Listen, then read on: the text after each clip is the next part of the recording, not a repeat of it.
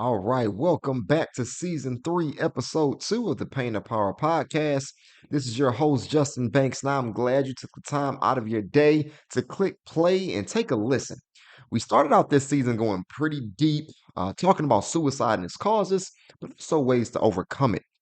There was also a little focus on depression and how many people that decide to take that fateful step are often extremely depressed, extremely sad, and hopeless. I wanted to put a little more focus on depression in today's episode.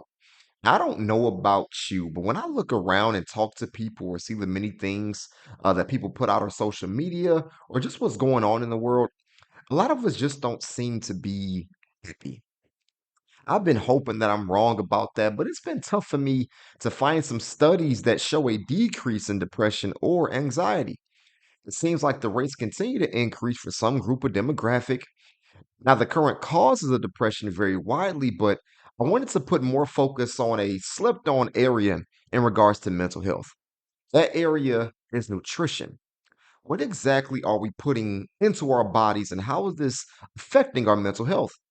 Oftentimes, we only talk about foods for weight loss causes or possibly eating foods that can hopefully prevent cancer or other illnesses.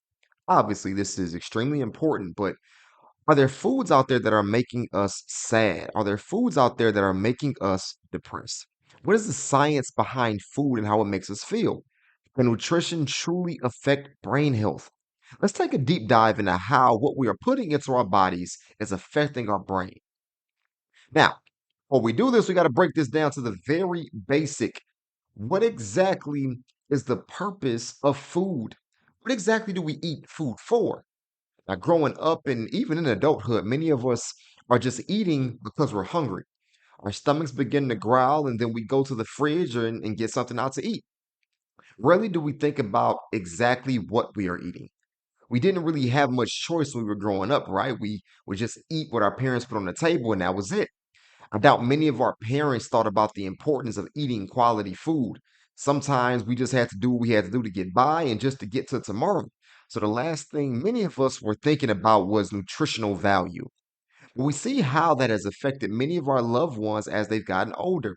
From a physical standpoint, obesity, diabetes, hypertension, and cancer has went rampant in our lives. And food does have a large part in it. If you really think about it, some of the things that we eat or have eaten can't even be defined or classified as food. We should never have eaten chicken nuggets made from pink goo. Some of our favorite foods are filled with these processed ingredients, oils, trans fat, and added sugars that literally make us sick. Why is this? Because these foods are literally not meant for our bodies.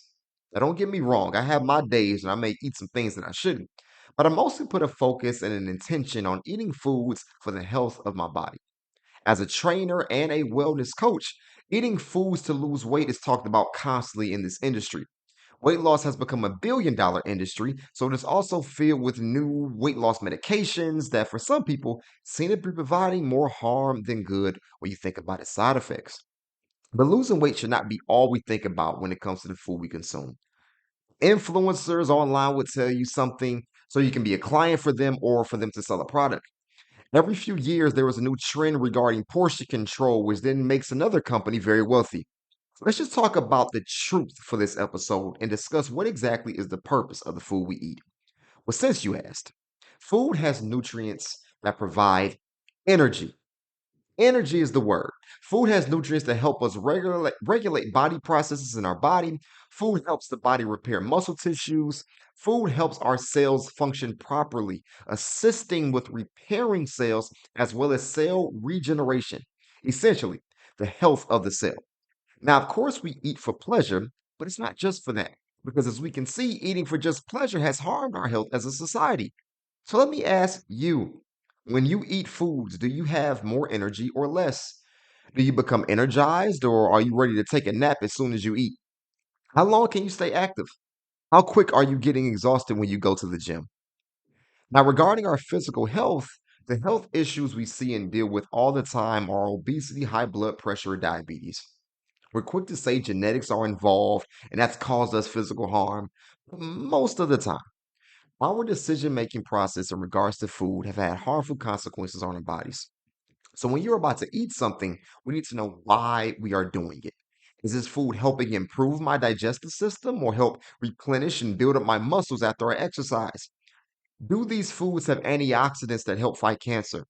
These are important questions that you don't have to answer on your own. There are trained professionals for this, like wellness and fitness coaches like myself, as well as dietitians and nutritionists who can be very detailed in providing a food education. Now, let's really shift gears and discuss in depth how food affects our mental health. Research shows that food can sometimes inhibit our focus and concentration. Food can either help or hurt mental conditions such as anxiety and depression.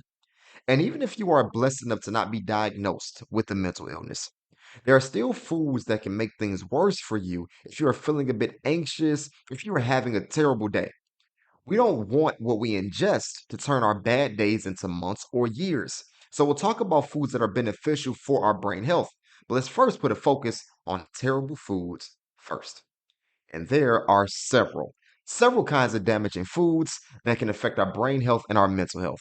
Many of us have a few of these in our kitchens, and the more that we have them, the worse the consequences can be. Now, just because the consequences haven't happened doesn't mean they won't. So it's about preparation. This is about having a healthy quality of life for the rest of our lives. Now, the first type of food that is damaging to our mental health is, you guessed it, processed food. We're not just talking about fast food, but the easy and quick things that we may have in our homes. This includes microwave popcorn, the chips and cookies, and other sweets that we may get in the grocery store. We all know the instant noodles that a lot of us are eating in college can have lasting effects as well. One of those effects or consequences is a word you're going to hear quite a lot in this episode, and that word is inflammation, otherwise defined as the body's response to an infectious or non infectious condition. Processed and ultra processed foods have been scientifically proven to cause inflammation within our bodies. Now, understand that inflammation can be necessary, such as when there is an injury or a sickness within. Then there will be inflammation as a protective response. But when this inflammation becomes chronic and unnecessary, this is when it becomes damaging to the body. Take a look around your house and see how much processed foods you may have in your fridge or pantry. As you see them, think about how often you eat them and what are the possible consequences physically and mentally. You may have physical issues, but are you able to concentrate at work or even at home? Are you always tired and just feel like you may be running on fumes? Your kitchen can be the culprit. Now, I know a lot of times we eat foods just to be quote unquote full, or we just wanted to put something on our stomach. But what exactly did you fill your stomach up with? Think about that before you make your next plate. Now, where are my pop or my soda fans, my juice fans, and specifically for me and many others, where are my energy drink fans? When we bring up these drinks, the common theme and culprit that can affect our mental health are refined sugars. Sugar is everywhere we look. Most of us have all pretty much grown up with it. If it's not in pop or juice that we get from the store, it's in our coffee or our teas. It's in the drinks that we get at Starbucks. It's in the muffins and the donuts that we have for our morning breakfast. From the start of the day until the end, sugar has a stranglehold in many of our lives. I think it got me, I would say, the worst in college. Now, a college student's diet is far from healthy, but my thought process behind why I needed sugar was so off. It was actually making things worse for me. Whenever there were midterms or finals, I would grab my Mountain Dew and my cookies, and I would say I'm getting my energy up as I prepared to study for my test. And I would think I would be good for maybe an hour or so, but the crash that would soon follow would make me exhausted, unfocused, and unable to study. Now I'm sleepier than when I began, and I will wake up the next day preparing to get hit with a negative grade and a few more extra pounds. Sugar can also be a quick fix and a pick me up whenever we are feeling down. It happens for a lot of us, including me, eating some chocolate pretzels on a bad day or getting a sugar filled milkshake. Like most things that are quick fixes, they have long term consequences. From a scientific perspective, many sugary drinks contain high fructose corn syrup, and consistently ingesting this leads to obesity, type 2 diabetes, high blood pressure, etc. But sugar can also affect your mood. Studies suggest that eating refined sugar can cause that word of the day, inflammation. And this chronic inflammation is also linked to being in a bad mood consistently. There are a couple of reasons behind this. High sugar intake may cause people to have some difficulties with their health, And poor health can sometimes lead to a negative mood. When there are struggles with a chronic illness, there is this battle of figuring out what possible harm may come next. Add the consistent trips to the doctor's office, the growing list of medications, and this can just be stressful. This can cause someone to feel down, irritated, and frustrated. And in an attempt to bring some form of comfort, we eat the chocolate or we drink the soda, providing quick comfort yet repeating an unfortunate cycle. It can be quite the struggle sometimes to find happiness under that form of stress.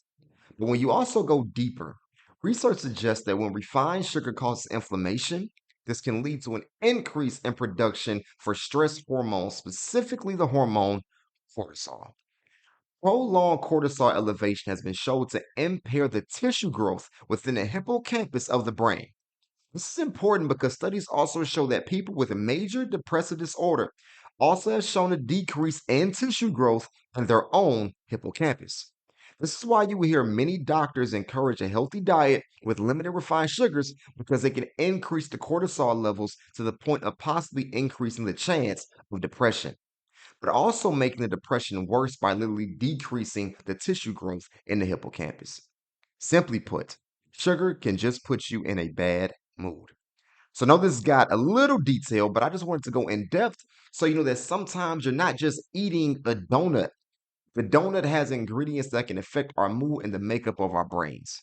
So when you're waking up in a mood and you just don't know why, take a look at what you may have eaten last night and see if it had an impact. Did you have a lot of sugary drinks or candy trying to cheer yourself up? And are you now feeling the effects of a crash?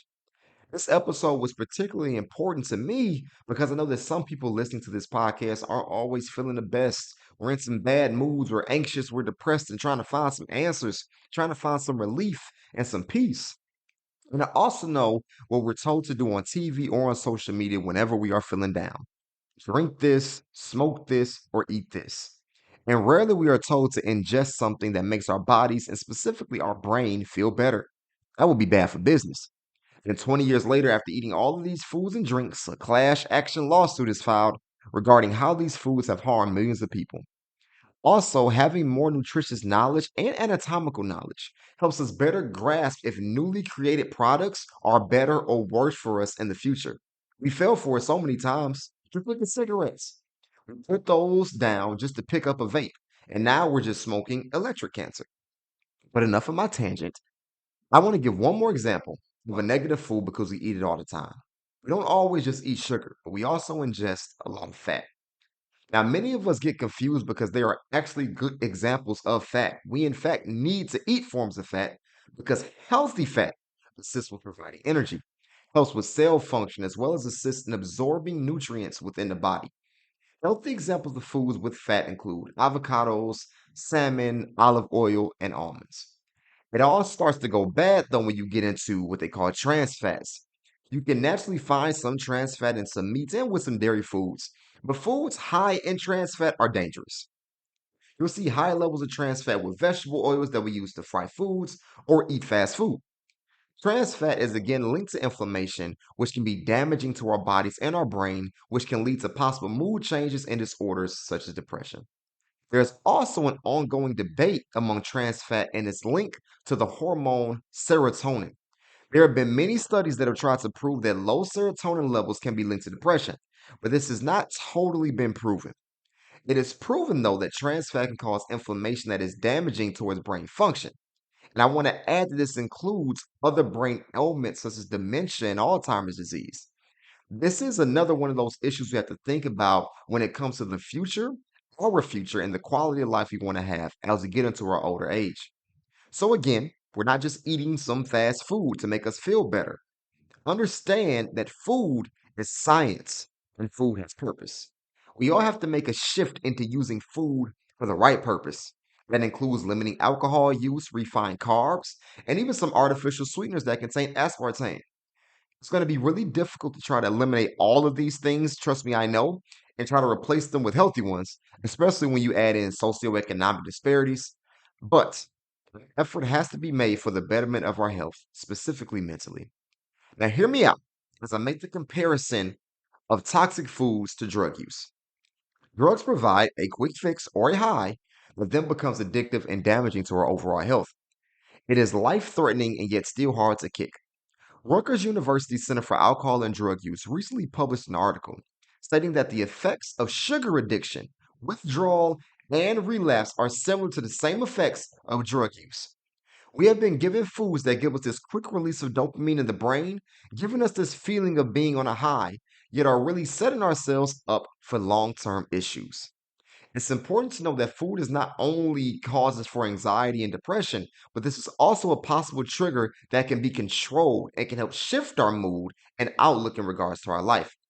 We can begin to be much more positive, more productive, and just happy. Now, let's take a shift and get to the good news. What can we be eating that can actually improve our mental health? What's great is that there are quite a few options. The hard part is making a conscious effort to incorporate these into our diet and routine. So let's start simple and go with fruits.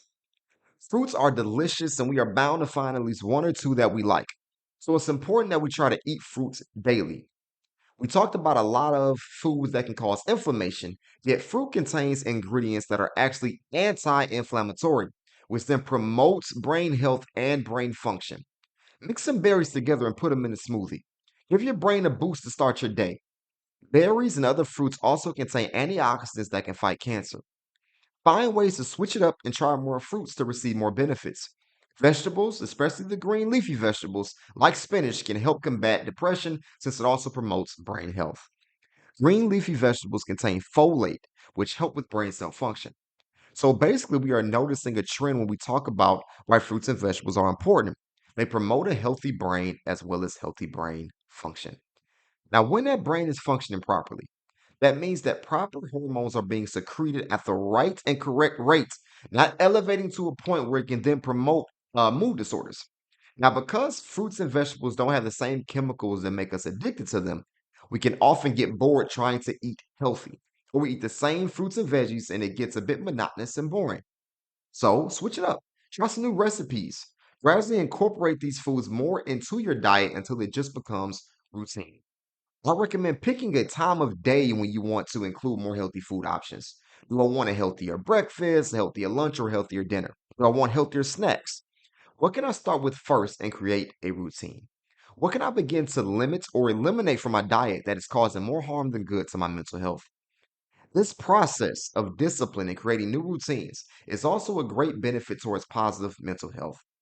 It feels good to know that you're doing good. It feels good believing that you are strong enough and have the resources to accomplish the goals you have associated with better mental health. This is also known as self efficacy, and it's crucial and also freeing to know that you are not doubting yourself when it comes to your diet. If you have a strong enough why or a strong enough reason to give you fuel to start a journey or a healthier lifestyle, and if you're also confident in yourself enough to believe you can do it, the effects of these mood disorders can be diminished substantially. I'm not saying that this is a cure all, but it's part of a solution to the complex problem of mental illness. It is a solution in regards to just improving your mood just a little bit. It is a possible solution to just feel better. So allow me to provide 10 foods that are good for brain health, and hopefully you can add some of these foods consistently into your diet. You can write them down or just rewind the episode if you have to. Here we go. Spinach, kale, broccoli, salmon, blueberries, almonds, oats, turmeric, oranges, and even a little dark chocolate for those with a sweet tooth. Try these out and make yourself feel better. Now I close here saying that I know the hardest part would be putting this in a routine. I believe one reason that this is so difficult is because when we are in our busy day to day, we aren't really present within our world. We get distracted from numerous things and we go on autopilot, just doing what we have been taught and what we know. We get the coffee and load it up with sugar. We feel bad and then we eat things that make us feel good quickly and then even worse afterwards. And then we eat and drink the same things, hoping they'll alleviate the negative feelings we have now. A systemic, never ending cycle that leads to control and a lower quality of life. I ask you to try to make a lifestyle change to be present in your own life. Acknowledge your life experience to the point that you want to make it a great one, filled with positive experiences and not just a routine. Staying in the moment makes you really see the moment. You see who you are and who you want to be. You look for solutions to make your dream self your current self. Your potential manifests into who you are now, and you eliminate the things that take you away from that freeing feeling. focused feeling. It may be a feeling that you haven't even felt before. But I ask you to explore it, as I try to do imperfectly every day, and see who you become. You may be surprised at those results. And this journey can start just with what you are putting on your plate and what you are pouring within your cup. I believe in you. I'm praying for you, and I hope you can do the same for me. If there are more questions that you have and you need just a little more guidance, go to my Instagram at Justin Banks Speaks and sign up for a free wellness consultation with Pain to Power Wellness. I hope the days get a little easier for you, and I hope that you'll be powerful. See you next time.